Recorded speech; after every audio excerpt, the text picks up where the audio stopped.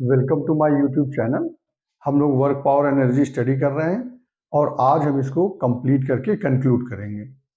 तो अभी इससे पहले हमने वर्क पावर एनर्जी की थ्योरी और कुछ न्यूमेरिकल्स को सॉल्व किया था। आज हम कोलिजन्स पे न्यूमेरिकल करेंगे और कुछ एनर्जी पे प्रॉब्लम्स को सॉल्व करके कंक्लूड करके इस चैप्टर को कंप्लीट करेंगे। तो आइए देखते हैं। एक ये क्वेश्चन है कि a ball moving with a speed of 9 meter per second strikes an identical ball at rest such that after the collision the direction of each ball makes an angle of 30 degree with the original line of motion. Find the speed of two balls after collision. ये बोल रहा है question में, मतलब identical दोनों ball हैं तो दोनों का जो मास होगा वो सेम होगा। तो यहाँ पे गिवन क्या है, m1 equal m2 equal m, और जो इनिशियल वेलोसिटी u1 जो फर्स्ट बॉल है वो 9 मीटर पर सेकेंड है। Strikes and identical ball means जो दूसरा बॉल है वो रेस्ट पे है, strike ball at rest such that after the collision the direction of each ball makes an angle of 30 degree with the original line of action. Means एक ball ये है, इस बॉल को हिट करता है जब, तो ये एक बॉल इस डायरेक्शन में मूव करता है और दूसरा बॉल इस डायरेक्शन में, और ये दोनों हॉरिजॉन्टल से 30 डिग्री का एंगल बनाते हैं। ये क्वेश्चन है, एक ये बॉल है, इसको हिट कर रहा है, ये इनिशियली रेस्ट पे है और ये u 9 मीटर पर सेकेंड, दोनों का मास इक्वल है। जब हिट करता है तो दोनों जो है, एक इस डायरेक्शन में जाता है हॉरिजॉन्टल से 30 डिग्री पे, दूसरा इस डायरेक्शन में जाता है हॉरिजॉन्टल से 30 डिग्री पे। तो आप देखिए ये m1 है, ये m2 है, ये u1 है, ये u2 है, और ये हमारा v1 है और ये हमारा v2 है। तो हमने डिस्कस किया था कोलिजन्स के थ्योरी में कि हमारा जो मोशन होगा वो मोशन का direction either in x direction होगा या आइदर इन वाई डायरेक्शन होगा। तो आप देखिए मोशन हमारा जो है इस समय आफ्टर कोलिजन इस इंक्लाइंड प्लेन की तरफ मूव कर गया। तो इसका मतलब इसको हम रिजॉल्व कर सकते हैं। तो इस डायरेक्शन में, एक्स डायरेक्शन में आप देखिए तो ये v1 cos 30 डिग्री इसकी वेलोसिटी होगी और ये v2 जो है इसका v2 cos 30 होगा। तो कहने का मतलब ये है कि अभी जो हमारा हम यहां पे लगाने जा रहे हैं conservation of linear momentum. First हम कंजर्वेशन ऑफ,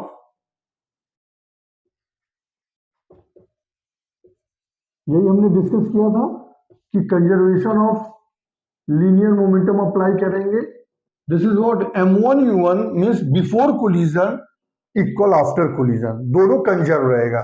तो आप देखिए before collision m1 u1 plus m2 u2 this equal m1, और हमारा मोशन के डायरेक्शन में क्या है, ये v1 का, ये v1 cos 30 degree.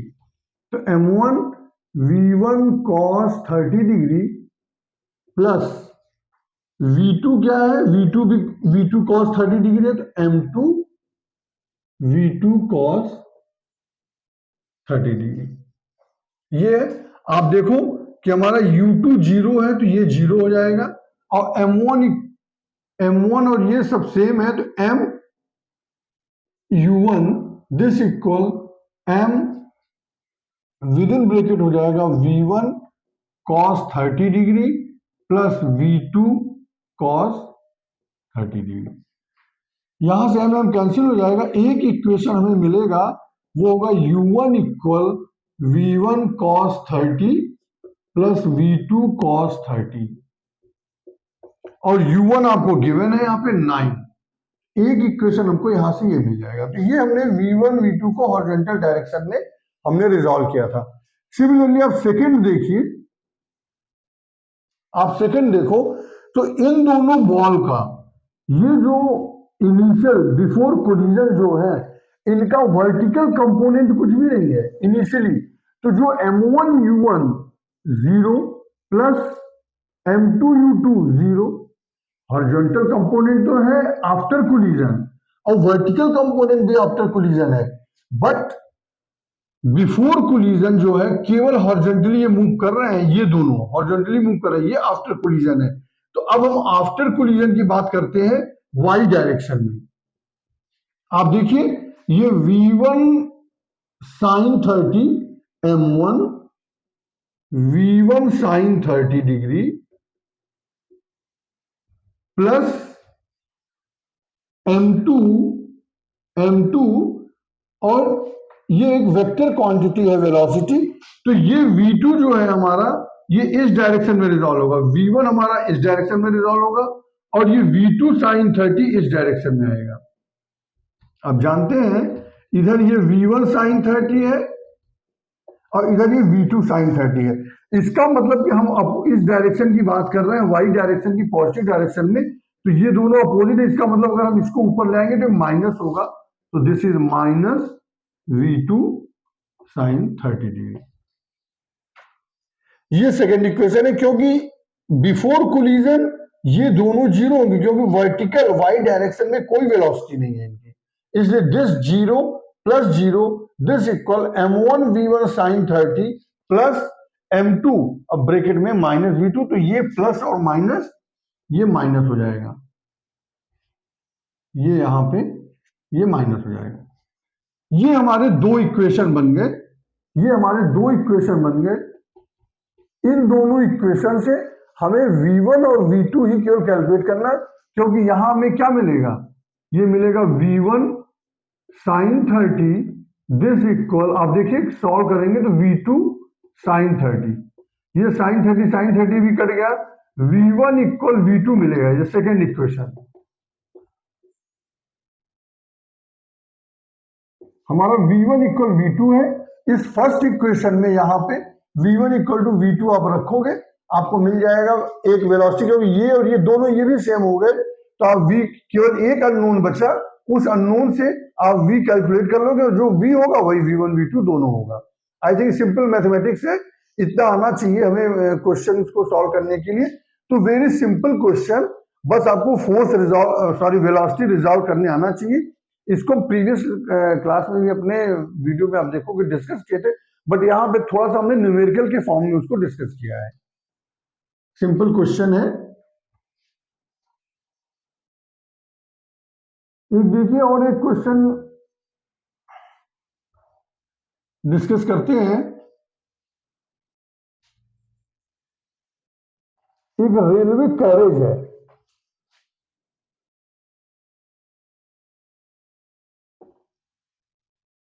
Railway carriage है, सपोज आप इसको लो, ये एक रेलवे कैरेज दूसरे रेलवे कैरेज से सेम मास का है, सपोज इसका मास है 10,000 kg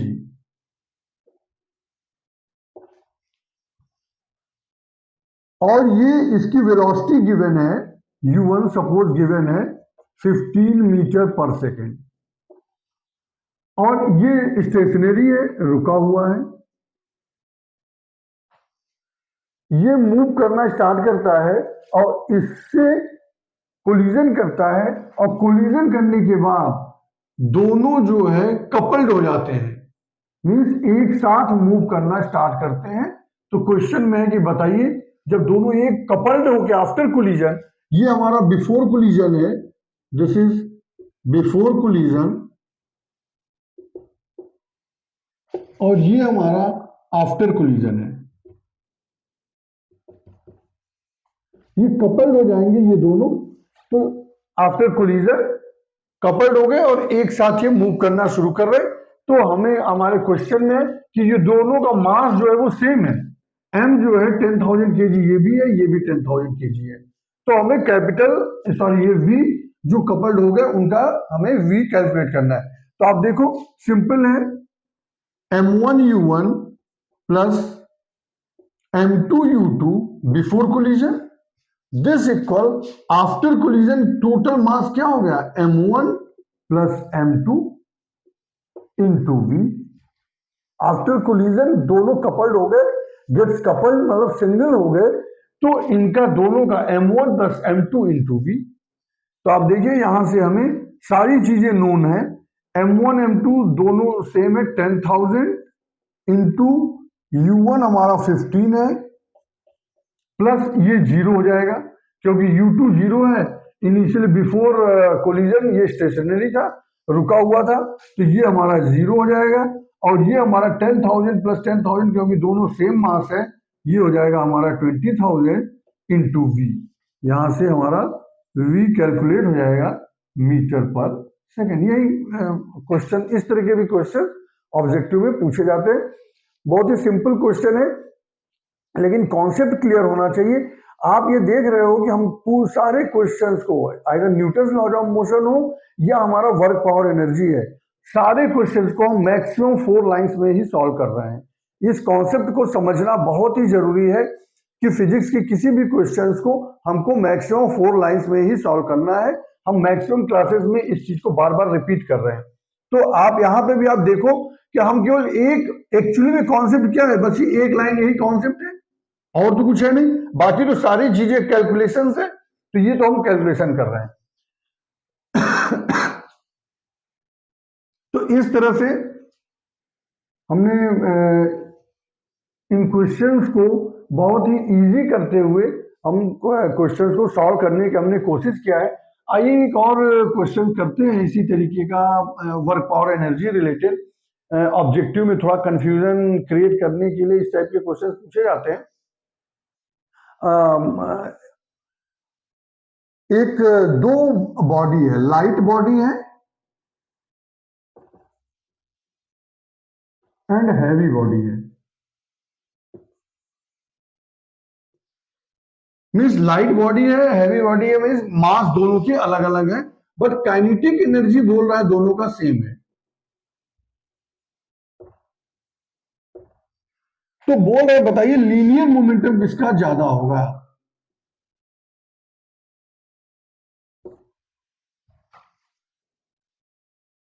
विच वन हैज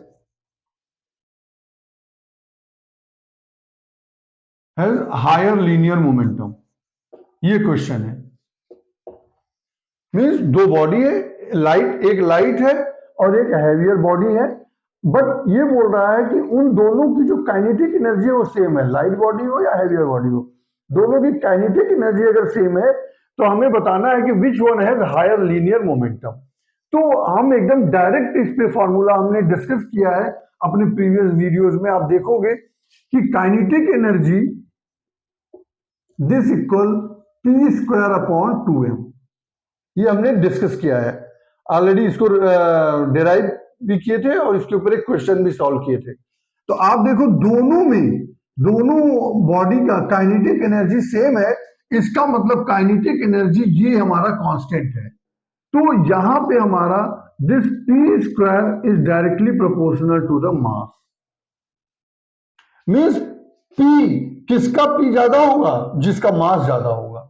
जिसका पी कम होगा उसका मास कम होगा, जिसका पी ज्यादा होगा, मीन्स लीनियर मोमेंटम पूछा है किसका ज्यादा होगा, जो हैवी ऑब्जेक्ट होगा उसका लीनियर मोमेंटम ज्यादा होगा। आप देखो इसी क्वेश्चन से भाई पी स्क्वायर बाई 2m एक कांस्टेंट हो गया, इसका मतलब P square equal K into 2m। Means very क्या कर रहा है, पी और m, तो P square directly proportional to the mass, आप लोग जानते हो, क्योंकि बाकी चीजें तो कांस्टेंट है, इसका मतलब पी स्क्वायर मास के प्रोपोर्शनल है। तो आप देखो P1 square upon P2 square this equal M1 upon M2। Means अगर M1 is greater than M2 है तो P1 is greater than P2 होगा। जिसका मास हैवी होगा उसका लीनियर मोमेंटम ज्यादा होगा, उसका लीनियर मोमेंटम हायर होगा in case kinetic energy same for both light body and heavy body. Question ध्यान दीजिए कि काइनेटिक एनर्जी अगर लाइट बॉडी और हैवी बॉडी का सेम होगा तो ऐसे सिचुएशन में लीनियर मोमेंटम हमारा मास के ऊपर डिपेंड करेगा, जिसका मास ज्यादा होगा उसका लीनियर मोमेंटम ज्यादा होगा। आई थिंक आपको बात समझ में आ गई होगी। बहुत ही ट्रिकी है थोड़ा सा, लेकिन सिंपल क्वेश्चन है, समझने की चीजें। ये सब ऑब्जेक्टिव में बहुत इस तरीके के क्वेश्चन थोड़ा सा दिमाग आपको चेक करने के लिए पूछा जाता है कि कौन सा फॉर्मूला आप अप्लाई कर रहे हो, कौन सा कॉन्सेप्ट आप अप्लाई कर रहे हो वो चेक करने के लिए, जबकि डायरेक्ट यहां से आपको kinetic energy equal to P square by 2 है, वो काइनेटिक एनर्जी कांस्टेंट है, उससे आपको डायरेक्ट साफ साफ दिख रहा है।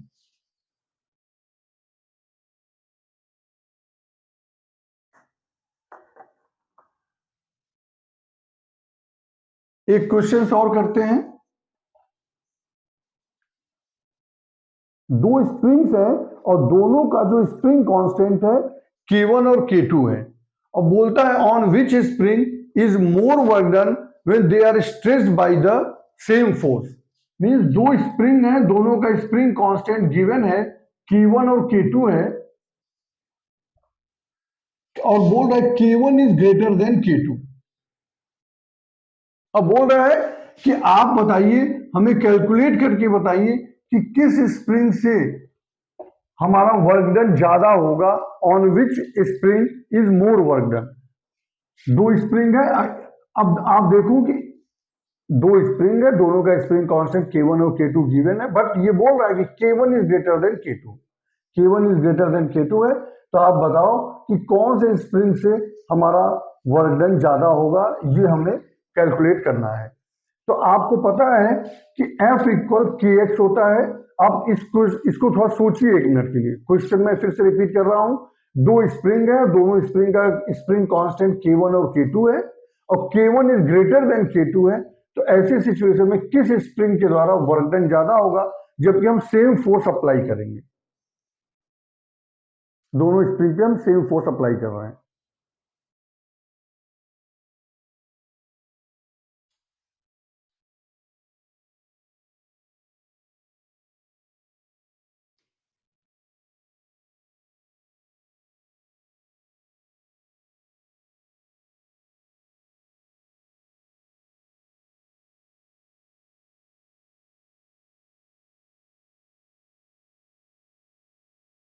आइए लगाते हैं, देखते हैं हम।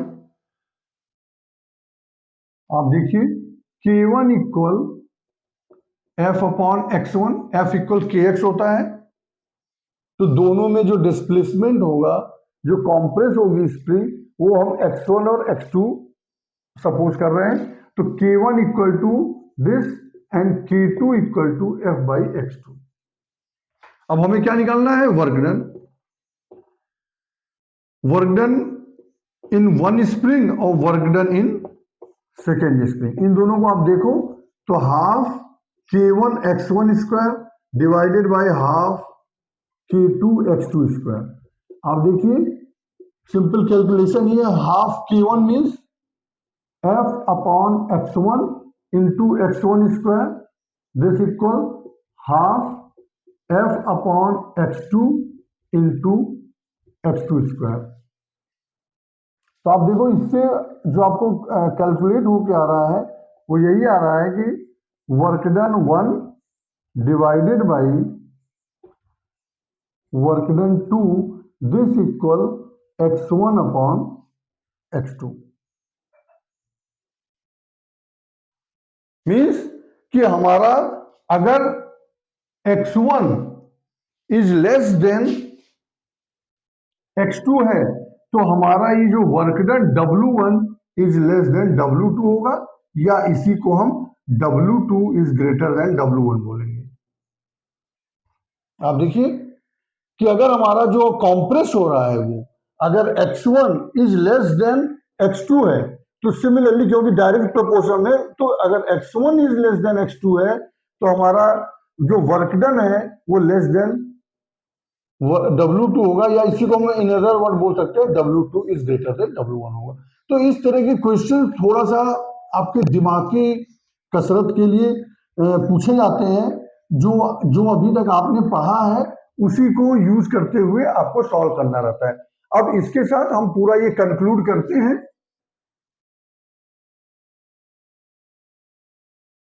कि अभी तक हम लोगों ने क्या स्टडी किया। नंबर 1, हम लोगों ने वर्क डन कैलकुलेट किया। Work done equal Fs cos theta.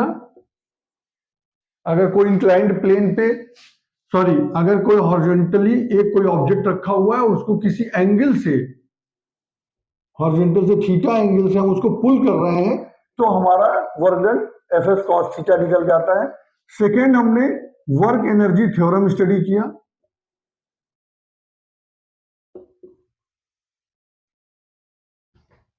Work energy theorem में हमने ये देखा कि जो वर्क डन होता है वो चेंज इन काइनेटिक एनर्जी के बराबर होता है, जो चेंज इन काइनेटिक एनर्जी होगा। थर्ड हम लोगों ने टोटल एनर्जी स्टडी किया।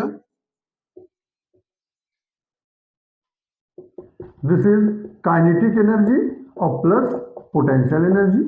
अब काइनेटिक एनर्जी हमने क्या कैलकुलेट किया, हाफ mv स्क्वायर हम लोगों ने डिराइव किया। पोटेंशियल एनर्जी दो हमने कैलकुलेट किया, फर्स्ट एंड सेकेंड। फर्स्ट हमारी पोटेंशियल एनर्जी अगर हाइट पे है किसी तो mgh, और अगर स्प्रिंग का केस है, स्टोर्ड है, तो हाफ kx स्क्वायर। और इसी के साथ हमने कंजर्वेशन ऑफ एनर्जी हमने अप्लाई किया कि conservation of energy first position equal total energy in first position equal total energy in second position, जिस भी पोजीशन पे रहा। और उसके बाद हम लोगों ने कोलिजन्स को स्टडी किया कि collisions, elastic collision and inelastic collision, और उन सब के ऊपर हम लोगों ने न्यूमेरिकल्स भी सॉल्व किए। और इस तरह से हमारा ये चैप्टर पूरा कंप्लीट होता है। और अब हम अपने नेक्स्ट क्लास में प्रोजेक्टाइल मोशन स्टार्ट करेंगे। इसी के साथ थैंक यू वेरी मच।